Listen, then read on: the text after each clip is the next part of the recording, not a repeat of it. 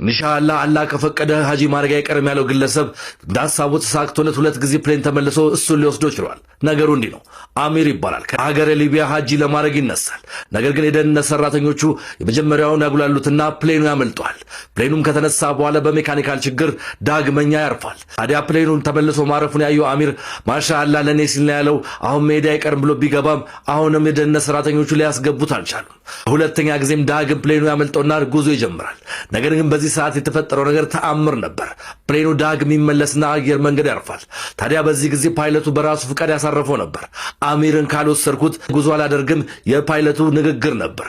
ከዚህ በፊት አሚርም ሆነ ፓይለቱ የማይተዋወቁ ሲሆን የአላህ ስራ ነው ተብሎ ዓለም እስኪደምበት ድረስ የደረሰው የማያውቀው ፓይለት አሚርን ካልወሰድኩት ከዚህ ንቅንቅ አልልም ማለቱና አሚርም እንደ ሐሳቡ ሀጂ ለማድረግ እዚህ ፕሌን መሳፈሩ ነበር ዓለምን ጉድ ያሰኘው።